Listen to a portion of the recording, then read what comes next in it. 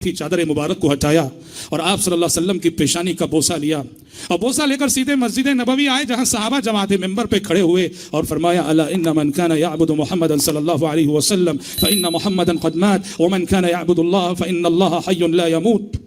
कि लोगों सुन लो, जो मोहम्मद सल्लल्लाहु अलैहि वसल्लम की इबादत करता रहा है वो सुन ले कि आज मोहम्मद सल्लल्लाहु अलैहि वसल्लम वफात पा चुके हैं, और जो अल्लाह ताला की इबादत करता रहा है वो सुन ले कि अल्लाह जिंदा रहा है, जिंदा है, जिंदा रहेगा, उसे कभी मौत नहीं आएगी। फिर अबू बकर सिद्दीक रज़ी अल्लाह अन्हु ने वो आयत तिलावत की, वमा मुहम्मदुन इल्ला रसूल क़द ख़लत मिन क़ब्लिहि अर्रुसुल अफ़इन मात औ क़ुतिला इंक़लबतुम अला अअक़ाबिकुम वमन यन्क़लिब अला अक़बैहि फ़लन यदुर्रल्लाह शैअ। ये आयत सूरह आल इमरान की पढ़ी जिसमें अल्लाह ताला ने कहा कि मोहम्मद तो अल्लाह के रसूल हैं, अगर वो इंतकाल कर जाएं या शहीद हो जाएं तो क्या तुम अपना दीन छोड़ दोगे। हज़रत उमर कहते हैं कि जब अबू बकर सिद्दीक ने ये आयत पढ़ी तो मुझे यूं लगा कि जैसे ये आयत अभी अभी नाजिल हुई है, यूं लगा कि जैसे ये आयत अभी अभी और इसी मौके के लिए नाजिल हुई है। तो हजरत ये हजरत अबू बकर सिद्दीक रज़ी अल्लाह अन्हु की बहुत बड़ी मनक़बत थी।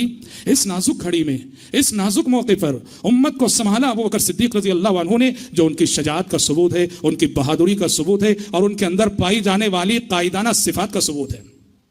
जब आप सल्लल्लाहु अलैहि वसल्लम की वफात हो गई और आप दुनिया से रुखसत हो गए तो खिलाफत अबू बकर सिद्दीक रज़ी अल्लाह अन्हु के हिस्से में आई, और अबू बकर सिद्दीक की खिलाफत में किसी दो सहाबी का इख्तिलाफ न था।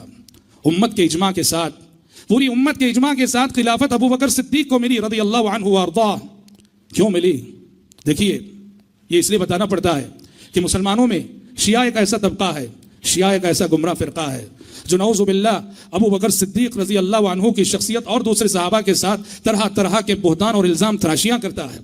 तो अबू बकर सिद्दीक रज़ी अल्लाह अन्हु की खिलाफत के इस्तिहक़ाक़ पर यह तबका, यह फ़िरक़ा सवालात उठाता है। इसलिए वजाहत करनी पड़ती है कि अबू बकर को जो खिलाफत मिली वो सहाबा के इजमा के साथ मिली।